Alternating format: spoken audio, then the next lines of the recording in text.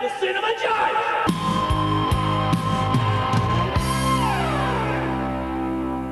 Hello and welcome to the Cinema Judge. Now approach the bench today. We have Killers of the Flower Moon. Now listen to this cast. Leonardo DiCaprio, Robert De Niro, Lily Gladstone, John Lithgow, Brendan Fraser, just to name a few. Now here's the storyline. Members of the Osage tribe in the United States are murdered under mysterious circumstances in the 1920s, sparking a major FBI investigation involving J. Edgar Hoover. And this is directed by the incredible Martin Scorsese. Look at his body of work. It's just madness. The epic work in so many of these films are done with Leonardo and De Niro. And here they are again, taking on this true life story. Here's a trailer for Killers of the Flower Moon. Whose land is this? My land. Well, our war hero has arrived. You made a good choice coming back here. Osage are the finest, wealthiest, and most beautiful people on God's earth. They outsmarted everybody. They have the say. Who gets the oil? Son, I got a question. You like women? That's my weakness. Well, we mix these families together, and that estate money flows the right direction. It'll come to us. Shomikasi. That's how you are. I don't know what you said, but it must have been Indian for handsome devil.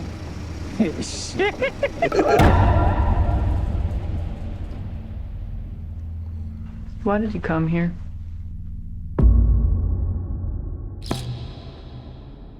I work with my uncle. You scared of him?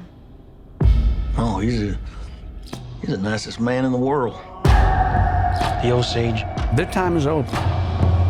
We got to take back control of our home. I was sent down from Washington, D.C. to see about these murders. We have so many deaths we've lost count. There's just bad luck. Seems more like an epidemic than bad luck to me. Osage is dying by the enemy. Do not let them die alone. Evil surrounds my heart.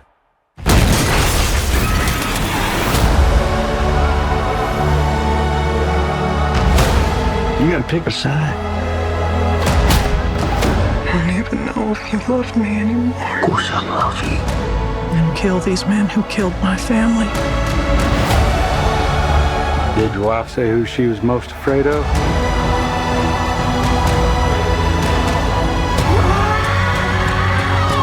Don't do something you're gonna regret for the rest of your life.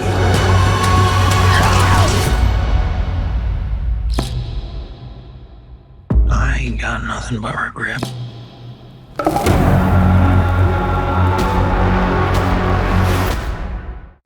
Now this is the way I look at it, guys. Scorsese, fearless. I admire him to no end. Because these kind of stories aren't always easy. They're not simple. And it makes people look like animals. Because that's what they were. They treated people worse than... I mean, it's sad to see what we're capable as human beings. Because we've seen so many movies deal with other people being hard to transition into the world. We've seen the Italian story. We've seen the African-American story. We've seen a lot of these kind of stories, a lot of. But we haven't seen this story. This kind of story that just doesn't get made. And I give credit to him, Apple TV Plus, because they're the main force behind this. And it's going to air there eventually. But obviously it'll be in the theaters first. And I think it is a 3.5-hour movie. And then I hear people crying about this. But people sit on the weekend and watch football for 8 or 10 hours. They don't cry about that. And that's just, whatever. But this is a film. And that, without sounding too pretentious, there's a movie and then there's film. This qualifies as a film. It's an experience. It's epic. It's sweeping. And it's unapologetical. And that's what takes guts. And everybody involved in this movie, I salute. Because this is not an easy topic to cover. And real quick, not about this movie. Now that this kind of story is being told, What I can't wait for is the next director who has the guts, the backbone, to tell a story about the American Japanese after the attack on Pearl Harbor. That story has never been told on film. Maybe it has, but according to my limited memory, I don't remember a major studio telling the story about how we put them in homes and took them out of their homes and put them in basically concentration camps. That's the movie we need to see too, just like this movie, because no one other than somebody on this level, Martin Scorsese, is capable of making this kind of movie. And coming up next, we're going to hear from him, from the red carpet, talking about the process, that it wasn't just, we're writing this and done. This took years to make. Because at first, they wrote it from the FBI's point of view, based on the book. But then they go, that's not the heart of the story. We need to base this on Molly, the woman who's married to Leonardo DiCaprio's character, and what her voyage was like. So first we're going to hear from him talking about that, and then we're going to talk to DiCaprio also about that whole writing process and interviewing everybody, wanting to make sure they got this right. Not just writing it just for flash, but writing it for depth. And then we're going to hear from Lily Gladstone, who plays Molly. And she talks too, a little bit more about the story, about when they got kicked out of the Osage people got kicked out of their area and placed in this other land, and what they did with that. So this, I find, is incredibly interesting. Check it out. Well, we had worked on the script for so long, and we felt that we had exhausted every possibility of making it through the point of view of the Bureau of Investigation. I'm talking about 2.5 years of work on the script while we were doing other films. And myself and Leo came to the decision that the real heart of the story was through Molly Burkhart. And that means he shouldn't play Tom White, he should play Ernest. So we revised the entire script, and that took actually all the way through during shooting. Felt a tremendous responsibility in telling this story correctly. We wanted to be as authentic as possible, and that led us to have many different meetings with tribal elders in the Osage community, talking with direct descendants of the victims, their great-grandchildren, a lot of them who we worked with in the film, who worked on the film with us in various different departments. And they really gave us an incredible insight into a story that they have been sort of suppressing to the outside world and had kept insular in their community because it was so incredibly traumatizing, and it's still a raw nerve to them. It's a generational. The effects of the Osage Reign of Terror has been generational, and it still exists today there in Oklahoma. After having been relocated and removed from their ancestral homelands to Oklahoma, the reservation they have now, they also purchased it because they knew that was a language that the government would understand.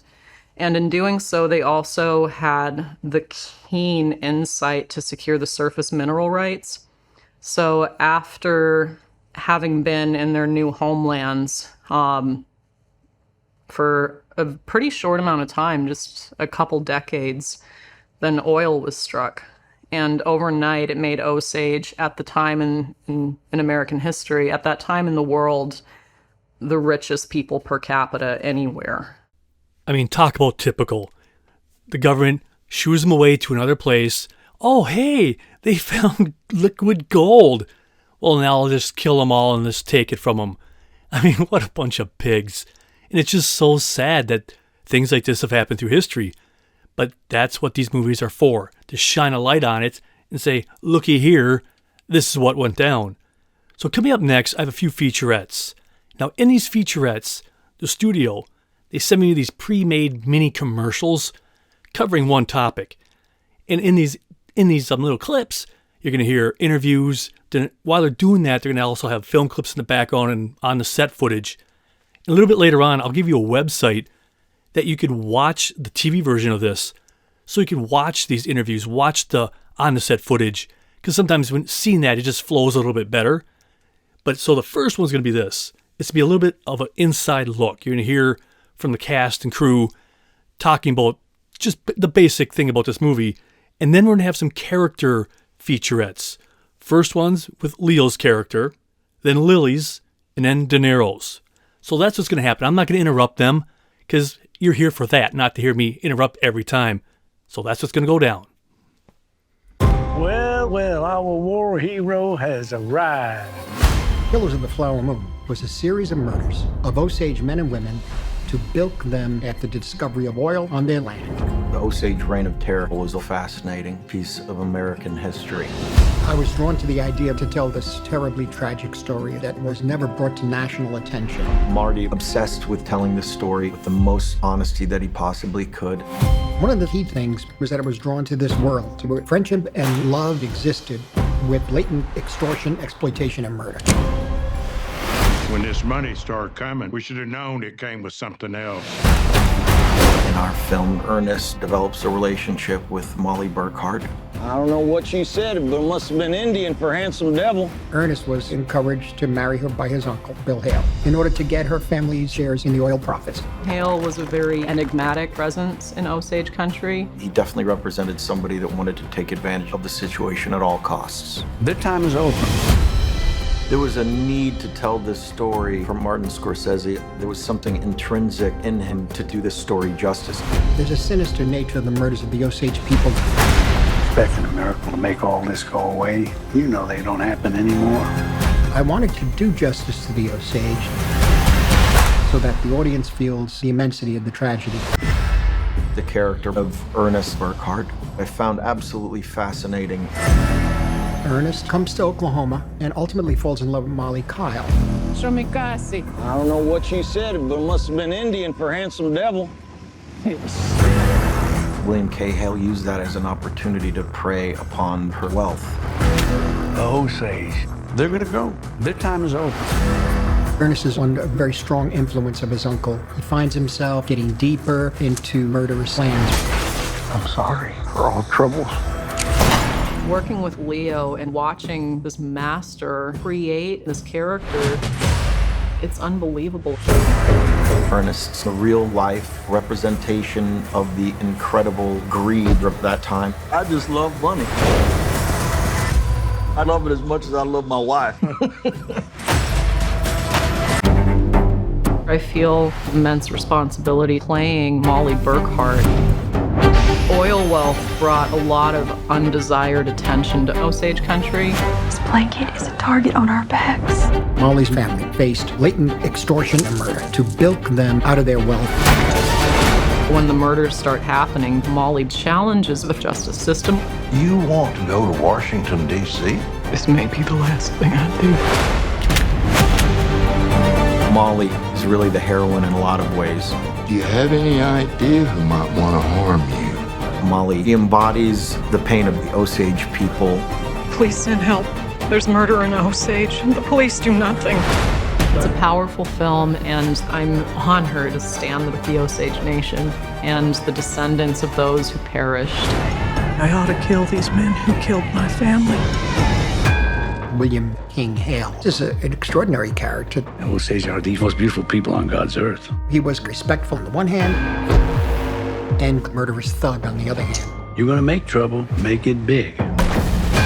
William K. Hale wanted to take control of Osage wealth and territory at all costs. That estate money flows the right direction, it'll come to us. Was exploiting and manipulating them. And if necessary, do away with them, almost as if it was for their own good. You gonna kill this Indian? How'd you know? In real life, William Hale was the banality of evil. So many troubles will be brought upon you. Robert De Niro is one of the people on this planet that can change the temperature in a room. He is so powerful. They're gonna go. Their time is over. It will happen. I don't even know what it feels like, but just thinking about it, I can't imagine how challenging and enthralling and intoxicating it would be to take on such challenging roles. Every one of those little featurettes talks about the character, but they were a real person in real life. That's what's so gripping and insane about just this whole world and being an actor like that. You have to find a reason to play the character, or your own reason, what to draw from, what to use. It must be so rewarding But again, incredibly challenging to play sometimes an extremely flawed character. And you have to somehow in your mind rationalize it and say, all right, I'm going to play this straight up and this is what the person is like, or this is what I think they were like. Because obviously you don't know everything that anybody has ever said. You have to find your own interpretation. But that's what sets great actors apart. They can make it their own and not just doing a characterization or just play a flat-out evil dude or anything like that. You still have to find nuances. And also, I love hearing about the development of a project from the beginning, middle, and end. And this one has a lot of middle because they optioned it several years ago, the book and the story, and then they approached the Osage people and just kept developing it. So up next, we're going to hear from Chief Standing Bear from the red carpet, and his interview is just top-notch. Hearing a person that's part of that world talking about the development of it and who was involved, and I for whatever reason, this stuff is just gold to me. And if you're a movie geek like I am, I think you'll find it extremely interesting too. And then after him, we're going to hear from Leonardo DiCaprio, also talking about the whole development. And then when they decided at that one moment, we had to shift gears from the perspective of the government to Molly. And just hearing an actor like that, you just know they're involved. Because it's not just a role where he got the script and he says, okay, I'm going to go there and just read the lines. He was hands-on from the get-go. And that's the kind of movie I want to watch, is an actor is really involved in the script development, in finding the character. Because if I remember correctly, he wasn't supposed to play this character. He was supposed to play the FBI guy who comes to investigate the crimes. But he goes, no, I know the other part is more juicy. So then even mid-production, not mid-production, but when they're writing this and doing it, he says, no, I want to play this role. And that just shows you how much dedication that somebody like Leo has. He goes, this is the best part. This is what I can really sink my teeth into. First, Chief Standing Bear, and then Leo talking about the script development. Well, I'm Principal Chief of the Osage Nation. And when David Gran was writing the book, he was spending a lot of time with us, years. And after he sold the movie rights, he called and told us that Imperative would take it from here. And we met with Imperative, and we were very concerned that someone else is going to tell our story without being our story. But Imperative was very careful. They didn't want to overpromise.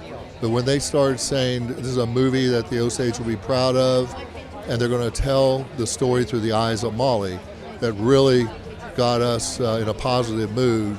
And then Chad Renfro, who I had appointed as our ambassador to this world and the movie, said, Chief, Marty Scorsese, he'll be here in the morning. And so he came. First thing he said is, we're going to film here. And then my staff and I encouraged him and Marianne Bauer and everyone to work with our people on this whole process. And it's just been something we worked with for years, every day. And for 6 months, the filming was right there in Pawhuska, dirt streets, everything. What you see is not computer generated. I've been down watching them film. It's an amazing process. I've never seen anything like it. We've had other movies made in Pawhuska, but nothing like this. From the very beginning, just carried on from what David Gran was doing, through Imperative, through meeting with Marty, through the years of working with everybody. They listened, but I never thought it would be so much what we had dreamed about and hoped for. We never would have gone that far, but here it is. I got to thank Apple too for providing the framework to make it all happen. We watched that get built, although they're behind the scenes. We optioned the book 7-8 years ago, and it was a fascinating piece of forgotten history, but it was told from the perspective of the FBI. And we developed a screenplay soon after that. But there was a dynamic missing there that we ultimately felt that we weren't getting to the heart of the story. We weren't immersed in the Osage community the way we wanted to be. And there was 2 short sequences of Ernest and Molly together, which was this insanely bizarre love story, something that was hard to fathom in a lot of ways, how this woman stuck by someone who was so duplicitous. But it was true. All of it was true. And so from that point on, we said to ourselves, well, what if we take the chance in getting to the heart of this story and the Osage community and this insane dynamic in Oklahoma at that time and what was going on, what if we made it about, Molly and Ernest? And that was another 4-year journey of rewriting and once again going to Oklahoma to meet with the Osage. There was another chapter of development of getting even further into the truth of that story and trying to be as honest as we possibly could about the atrocities that occurred. But it was really, when we made that shift to it being about Ernest and Molly and their love for one another, it opened up a whole new arena of ideas for us, and it took on a whole new life of its own. I just can't help but think, what was their real life relationship like? Because clearly, the character Leo plays, he was not a good guy, but allegedly he truly loves this Molly, and Molly loved him. And what did she know? Did she know anything about it? Apparently, it must have been a very complicated relationship. But I wonder in the real life, where they stood and what each other knew. So up next, we're going to hear a little bit more about that. We're going to hear from Lily Gladstone, who plays Molly, and she's going to talk about her character a little bit more. But then also she talks about the character played by Robert De Niro, William Hale. He's the uncle of Leo's character. He comes back from war and he greets them, welcome home, and he convinces them, you need to get in this family here so then you could have the money and we could do whatever the heck we want with it. And she talks about that briefly. And then we go to Leo, and he talks about Lily playing Molly and just how much she just embodies the role and how much he really was impressed with her performance. And then we go back to Lily, and this is how I would honestly be. She talks about the first time working with him, how nervous she was, and all these emotions that was going through her head. But then eventually, as he starts working and realizes that, hey, he's just a normal guy who wants to do the job, everything got more easy. But can you imagine working with all these people in this movie? Think De Niro, think Leo, working with Scorsese. That would just be mind-blowing to me. You just kind of walk in there, you'd be like a puddle of mud.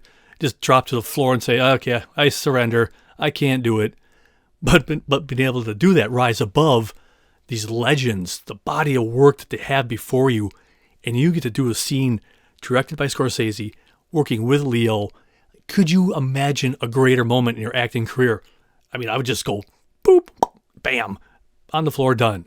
But that's why they're the professionals, and I'm just sitting here in my basement. See? It's very simple. And then we're going to have a clip for you. And in this clip, we have Leo driving Molly, because he's the driver. So it's I love that kind of like role reversal at first, because the Osage people, they have the money, and he doesn't have anything. He's just a common worker. So he's just driving around. But then there's this fun little banter. He's trying to say, hey, you used to date this person or that person. And she's sitting back there just calm, cool, collected, going, I didn't realize it was a game. And just that fun banter of getting to know each other and see where you stand. When we meet Molly Kyle, we meet her in the context of being with her family, being a loving sister, being a doting, dutiful, loving daughter.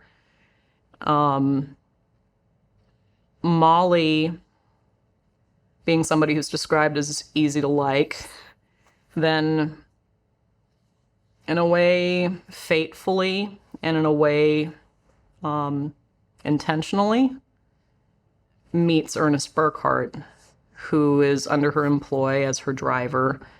And through one lens, you see a very organic attraction forming, and through another lens, that Molly is pretty unaware of, you see a calculated arrangement happening. William Hale, being Ernest Burkhart's uncle, is kind of a de facto father figure to a man who's returning from war, who doesn't have a whole lot of skills to offer, doesn't have prospects at much work, plants the idea of, well, being married to an Osage person. There's good money in that. I felt her at moments living as Molly. She embodied that character. She took on the soul of this woman and embraced herself into the Osage community, once again, being from a different tribe, going to the Osage community, listening to that story, speaking to her direct descendants, and just embodied in every moral fiber of her being who Molly was, and expressed it through her performance in a very profound way. She's the heart and soul of this movie. She really is. The first day that I worked with him, my hands were shaking naturally because it's Leonardo DiCaprio. But after getting through those initial nerves, I was just sitting across from an incredibly present, generous, talented, immensely talented actor. And the rest of the nerves about it faded away when we were just so focused on if we were doing justice to our characters. So that was incredibly inspiring.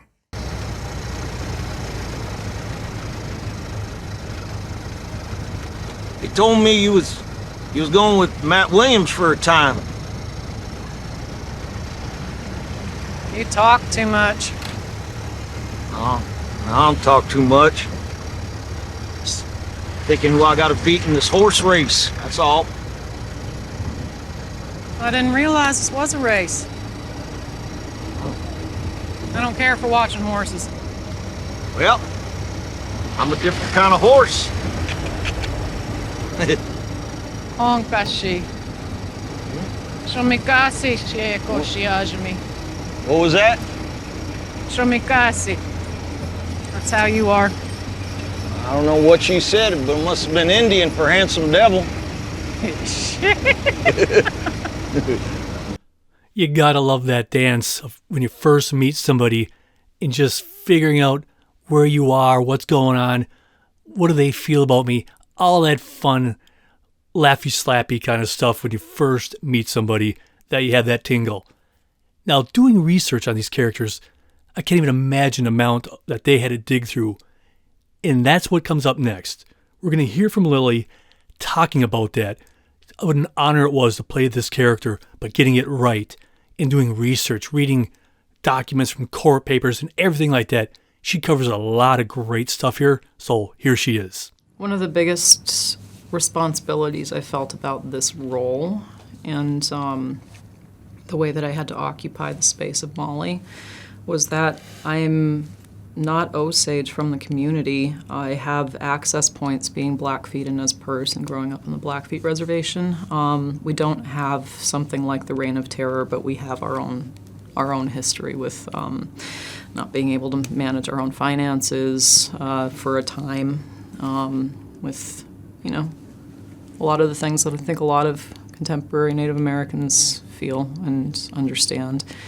But walking in, Indian country is an incredibly diverse place, and Osage country was foreign to me walking into it. And Oklahoma has a different history than Montana does, where I grew up. So I knew that because I had to be in this position where I'm, in a way, an access point for the audience to fall in love with Native women and to care about Native women in a really deep way. It's like the way that happens is I had to fall in love with everybody I was around. I had to fall in love with my sisters, and that was effortless. And also with a level, within the community, it's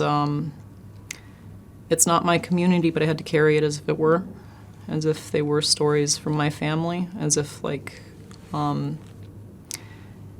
think that's kind of the root of empathy, and it's one of the reasons that I love being an actor is, you're serving as an access point for other experiences, and you're kind of broadening a cultural understanding of what it means to be human by doing so. So, yeah, I feel like there's no way I could really ever understand or truly embody what it would have meant to be an Osage woman at that time, because it's unimaginable, the things that this community had to deal with, and it's horrendous how erased it was. On early research with Leo, we were sitting down going through some of the court documents and the testimonies from this, and people were talking about the house blowing up. And in the documents from this and the court transcripts, they only talked about Bill Smith, the character played by Jason Isbell. There was no mention of Rita. And that, we were sitting there looking at these just court transcripts on, this very fragile old paper that we were being very, very tender with. And it's like, you don't necessarily feel like you're going to be moved by a court document, but I had to stop. I mean, we had this nice system where, I was handing you pages and we were turning them over and being careful as we were both reading and everything. And then, you were kind of waiting for me to hand you the page and wasn't getting it because I was crying over the lack of Rita in this paper. So that kind of took me by surprise that I was moved the way that I was in that moment, but it made it so incredibly clear that me being in this role is a responsibility for this is a responsibility for this community that has been so erased out of their own history, starting with these court documents before any writer gets a hand on it, So it's vital that this history be explored that way, and I'm so grateful that Marty also, in addition to this being so, it's Killers of the Flower Moon, the book is there. It was also, the heartbeat of it was so shaped by a book written about this time from an Osage perspective called A Pipe for February by Charles Redcorn. And, I encourage people to read that, because copy-paste, there's elements of that book that are very clearly in the movie in a very certain way, but the tone of that book and the sense of the relationships between the sisters, but in the community, the photographs that you see, the way that, the book invites you into what that perspective is, the way that the community invites you into what their perspective is, because if you're there and you're receptive and you're open, they'll share it. It's you don't push too hard because we're talking about trauma, but people are willing to share and basically read A Pipe for February. The amount of research that they put in to find these characters is just amazing. I picture as she's talking about that, here both her and Leo are sitting there going through paperwork that's so delicate, you have to be handled with gloves, and it's stating all these things that happened, but they don't mention this person or this doesn't show up, but it's actual history right in front of you, and you're the one playing some of these characters. It must be just mind-blowing. So up next, we're going to hear Martin Scorsese talk about the character of Ernest and the relationship he had with his uncle and just the complexities that the guy was. And then also after that, we're going to hear from Leo talking a little bit more about his character and finding that balance between his real life family and the deeds that he has to do. It's just walking that fine line and finding these characters. It's just outstanding to me. But also in that conversation, he talks about how the story was going to be portrayed and how they're going to reveal information about his character, Ernest. And I love hearing about that, where, at first we might have done it this way, but then we figured, no, we'll do it this way. But he just talks about Scorsese's slow burn of characters development. And it just, it just amazes me how they get there. And when you watch the final product, you're like, yep, that's perfect. I see what they did. And I can't see it the other way. But hearing how they could have done it is also just so amazing. And then how they finally decided this is the path. And then we're going to follow that up with a clip. This clip is between Ernest and William, both De Niro and DiCaprio. It's half funny, but half creepy and half amazing at the same time. They're talking about somebody who was recently killed, but they were shot in the wrong part of the head. And Leo's all freaking out because I swear I told him on the back of the head I did. But the guy shot him in the front on his forehead. But just that whole conversation is just makes you go, wow, that's the world that these people lived in. But then also at the same level, you're watching those two great actors working off of each other.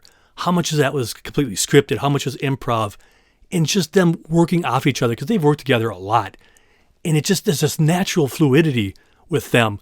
And I would love to find out, be that fly on the wall, and just their normal conversations when there's no cameras around, no microphones in their face, how they just hang out. I know they're just normal people. They do what we do. But knowing they're on this level and they can be themselves around each other and not have to try to always have your guard up, because I can't imagine being on their level, because I'd imagine everybody who comes up to you has an agenda. They want something from you.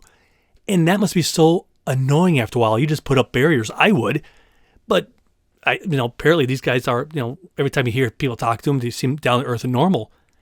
But when you just meet somebody just randomly on the street, once that light clicks on, oh, you're Leo or you're De Niro, you probably see it in their eyes. They're like, oh, man, you want something, don't you? I want to pitch an idea. You want to be in my picture, whatever. But when they're together, I bet you it's just totally cool. They're like, hey, we don't have to play any games. But that was a slight ramble. Well, hear those interviews, and here's that clip. Now, as part of a family with several valuable shares, they called it head rights, of oil profits and lots of land they had. So Ernest was, probably encouraged to marry her by his uncle in order to get her family's head rights, which gave him access to and control over her shares in the oil profits. But I think Ernest is also attracted to the Osage world, in which Molly is a member. He becomes very fascinated by their culture, he even learns the language. The Osage were considered incompetent at that time and weren't allowed to be in charge of their own wealth. And by getting a caretaker like Ernest as her husband, they became an independent unit. They were able to take care of one another. So it was somewhat advantageous in some respects for her. For him, he obviously had genuine feelings for her, but realized that there was tremendous wealth in the family. The complexity of how that relationship unfolded is shown in the movie in a very interesting way. And we played with how much we wanted to show the audience as far as Ernest's complicity in some of these murders. And there were many different versions of this script. One of them was exposing everything from the onset. A lot of it was, a slow reveal, but I think Scorsese masterfully has this sort of slow burn with understanding the manipulation from his uncle, and he gets further and further and deeper down this well of atrocious acts. I got to say, in this picture, he really went pretty far and astonished me. I mean, he had a depth, a vulnerability, again, many different layers and shades and tones to Ernest that we just developed as we went along, and still amazes me. It's supposed to be a suicide, you dumbbell. You didn't tell him to leave the gun. I don't know why I told him to leave the gun. I told him exactly to leave the gun? Just like you told him, kid. I don't know why he didn't. I don't know why. I told him just like you told him. You told him to do it in the front of the head, and why did he do it in the back of the head? It's so simple. The front is the front, the back is the back. He has to make it look like he done it himself. It just looks like murder. It's not supposed to be that way. You hear? I told him the front of the head. I said the front of the head, just like this, just like you told me. I promise you. I promise you. I swear on my children. No. I swear on my children, King. Sit. And don't swear on your children. Makes you look foolish. Well, I ain't foolish because I've done everything. I mean, honestly, people, what more could you possibly want? De Niro, Leo, Scorsese. Is there even a question if you don't want to see this movie? I know for me, I mean, it's the big screen. Even if you don't want to see it on the big screen, when it comes out on Apple TV Plus, I'd strongly suggest, giving some time and checking these bad boys out, because this is legends right there for us. It's just one of those things. Now, coming up next, we have some really good interviews from the red carpet. first, we're going to hear from Scorsese. And what he talks about just blows me away. Just like, he's worked with them for so long, both Leo and De Niro, and how some of their friends didn't even know it was De Niro until later on in the movie. And he's so impressed about what both of them do and did to just completely embody these characters. And it's just so cool to hear a director say that, especially Scorsese. Can you imagine that guy giving you praise? I'd be like, oh, right, that's all I need in life. But he also talks about how disappointed he is and that the actors weren't there, because when the red carpet happened, the strike was going on and is going on, and they couldn't be there. And you just kind of feel bad for them because they spent all these years making it. You want to be there to celebrate, but we all understand why they can't be there, and that's totally understandable. But I also want to make something very, very clear too. The interviews that you heard today with De Niro, Leo, and other actors, they were done way before the strike. So I just want to make that abundantly clear. I know you know that, but just in case somebody was unaware of that, they were done long, long, long ago. But your heart goes out to him a little bit, knowing, his friends aren't there to share in that screening, that world premiere. But then after him, we're going to hear from Ellen Lewis and Renee Haynes, and they talk about casting, getting people from that area, going there, talking to people, but also about everybody else who is in the cast that maybe hasn't worked with Scorsese before. And when he just named these people off, you're like, wow, this cast is just amazing. And then we're going to hear from Chief Standing Bear, and he just wants people to really remember this is a true story, and it happened to his people.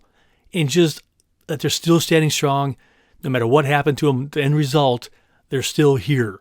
And it's just so cool that he could look at it and still move on without anger, if you will. He says, I could make a movie on this. We could share the story so maybe other people will learn and maybe it won't happen again. And then we go back to Scorsese just saying, in his mind, he feels that this kind of movie, this epic kind of movie, deserves a scene on the big screen with your fellow moviegoers. Because when you really break it down, that's where the memories happen. I know for me growing up, going to the theater, it was just the best time. You just go there, you get your popcorn, you get your candy, and the magic happens. And I understand that, but that's not for everybody. But even if you can't or don't want to see it on the big screen, maybe just strongly consider checking this bad boy out on Apple TV Plus, because everything that they do lately, they just gold. They know what they're doing with their scripts. They trust their filmmakers, and they allow the filmmakers to be daring and be fearless. And that's what it takes to make this kind of film. I must say, having worked with Leo and Bob so often, both of them surprised me. I'm not being politic about it. They slipped into a way of behaving that most people, good friends of ours who know Bob very well, when they saw the movie, didn't realize it was De Niro until 45 minutes into the film. Leo, I saw take that character and play every element, every variation you could think of in that character that a human being could come up with within the context of the story. And so for me, it was extraordinary for both of them. Well, I'm disappointed that we don't have the actors. It's a good time for them to be here and to enjoy, even if it's just a moment of getting a picture taken together and, everything they went through. The film took a number of years to make. The pandemic took its toll, there's no doubt. It took its toll in time and interruptions, but we finally got it done. It's been a very special film for me, especially over the years, trying to get it to be in a shape that is a story I wanted to tell, along with Leo and Lily Gladstone and De Niro and Jesse Plemons and all the Osage with us on this picture. But it's a special film for me, and I hope I learned something from it. Thank you, Marty. Thank you. I've been working with him for many, many years, and it's very exciting every time. Obviously, Killers of the Flower Moon was going to be very challenging, and very exciting and a very important story to tell. So I was excited and nervous and called Renee as soon as I know we would be moving forward with the project for her expertise and knowledge of the indigenous community. It's really the only way I know how to do it. We first start with the incredible research that Marty and Marianne did with the Osage people and that outreach that they had already established. And we just built on that. And we first went to the Osage community and we saw everyone who was interested in actually being part of the film. Yes, we had a fantastic open call in Oklahoma City, Pawhuska, and Tulsa. 2,500 indigenous people came, wonderful community, everybody very happy to be there. We cast a lot of the movie from those weeks in November 2019. No, we didn't consider bringing in Leo and Robert. Leo and Robert were there. When did we, and Jesse Plemons, they were there. So it was the other people who we had to consider about bringing into this world. So we have some actors that Marty's worked with in the past, new people like John Lithgow and Brendan Fraser, who he has never worked with, other people like Tommy Schultz, who plays Blackie, who's never acted before. So it's many, many different people from different walks of life. I want people to realize that this is a true story. And I also want people to realize that the forces that made this happen could result in the bad acts that you see in the movie, but it could happen to anyone if you're not ready to admit how the world works. We were not prepared, and that shows. But now, even though we've lost all that wealth, we are still here as a people, and we're still expressing ourselves, well, as this movie shows. Well, I think it's, first of all, I'm always for the big screen. And secondly, that in a way, this story was meant to be seen by people in a theater, an audience, and also a way of rethinking about who we are as a nation, and who we are as human beings, you know. And so it's always important, I think, to try to deal with aspects of the truth as maybe as unpleasant as they may be. But because they're unpleasant doesn't mean they're going to go away. Scorsese, simply put, is a filmmaking god. Look at the body of work he's given us. And I could go hours upon hours talking about his creations. But we all know, and I won't go into it. Maybe one day I'll do a complete show on him, just talking about his magic powers as a film director. It's just amazing. Now, like I said earlier, if you want to watch this TV show, watch the scenes in the featurettes, go to bit.ly/cinemajudge, bit.ly/cinemajudge. This will be there, and several more shows will be there. You can watch anytime you want on demand. But also, if there's any way you want to improve this show, make a suggestion, whatever you want to do, please let me know, because I can't grow if I don't know. Either go to cinemajudge@hotmail.com or Instagram, The Cinema Judge. You go to TikTok, you go to YouTube. I'm on most platforms like Threads, Hive, Mastodon, Pinterest, Tumblr. I can go on and on. I'm in the meta world. If you're ever there, go to Horizon Worlds, look up Cinema Judge. That way we could talk real time while we're sitting in somebody's world, doing whatever we want to do. But I love talking movies with people when they walk up to me and we just sit there, play whatever game we're playing, and then talk movies or TV. So feel free, stop on by, because this is the deal. I want this to be a movie oasis, a place where we could come and just talk about a movie and not have yelling and screaming, crying about Hollywood or this, that, or the other thing, because we all like different things. We all walk a different path, and we all want the same thing, an enjoyable movie experience. We want to spend our hard-earned money wisely, because any movie is somebody's favorite movie. I would never tell you not to see a movie. Who am I to tell you? That's absurd to me, because the idea of this show is this. Every once in a while, we have a complete maybe a no-name movie, a little hidden gem that you've never heard of. And you think to yourself, I would have never thought of seeing this movie, but these interviews and everything else made me want to think about it. That's where my high comes from. When you find those little details, even about a blockbuster, you find out that little smidgen of something like, I didn't know that. That's what it's all about, getting that information. So when you watch the film, it gives you that extra oomph, like you're part of something. Because I love that. I just love movies. And I don't want to sit here and make more noise than you need. Because this is not, it's noisy enough out there. I don't want to talk about current events because I don't know when you're listening to this show. It could be 2 days from now, 2 years from now. So I like to keep this in a little bubble where you can listen to this at any time you want. And it could be just happening yesterday. Every once in a while things seep in and it happens. I get that. But I want it to be a place where you just come here.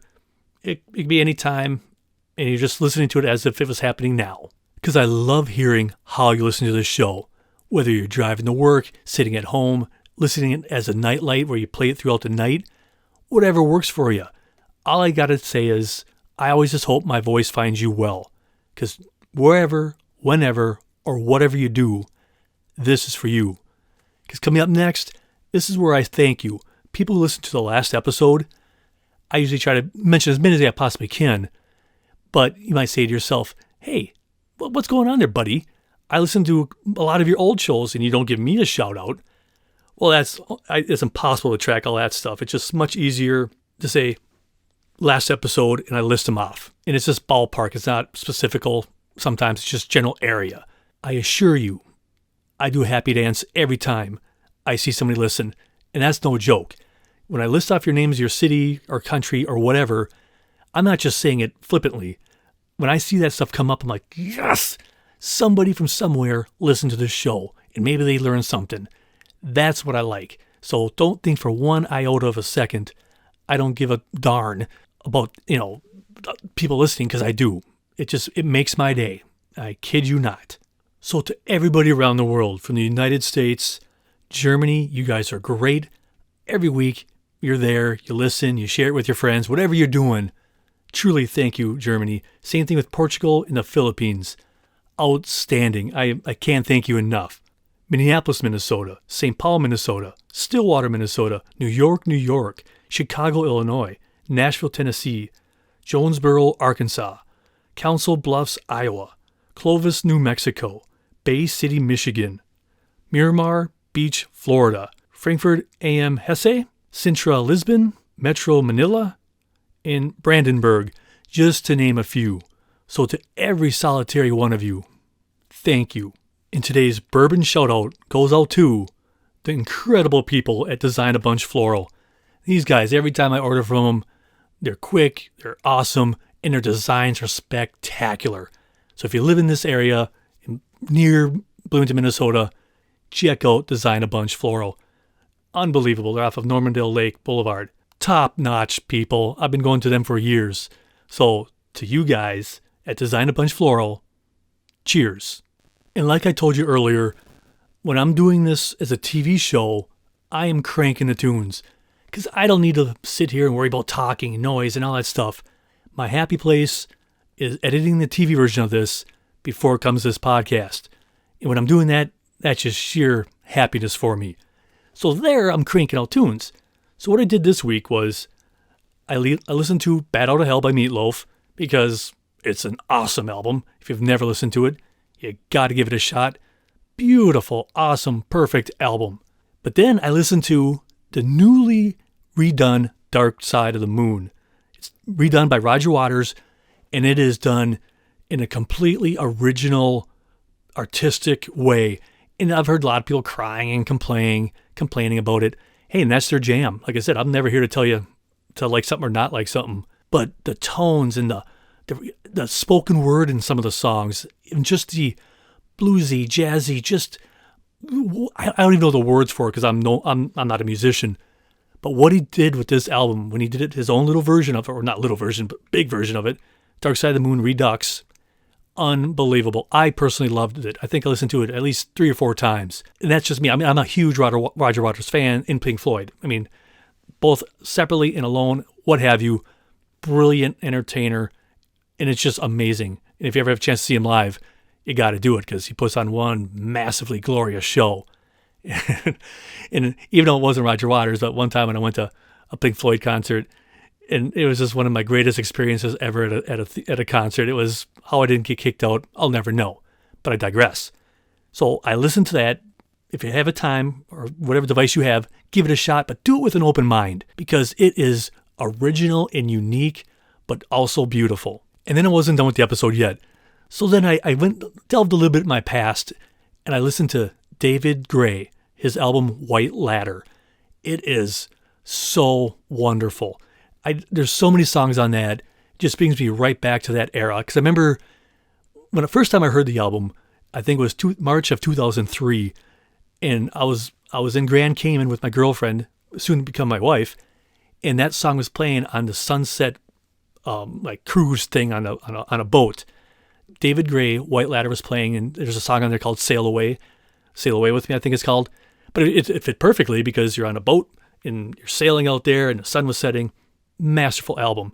So every once in a while I throw it back on that album and I'm like, oh man, it brings me back to that happy place, being on the water, Grand Cayman, great album. So if you've never listened to it or don't know who David Gray is, check it out. He has some monster songs on there at the time that were really popular. So give it a whirl, give it a play because it's really worth your time. That's David Gray, White Ladder. Well, that is it. My glass awaits. I'm thirsty, so cheers to you and to the movies. So until next time, be well, be good, and I'm gone. I'm Jeff. Thanks for listening to The Cinema Judge.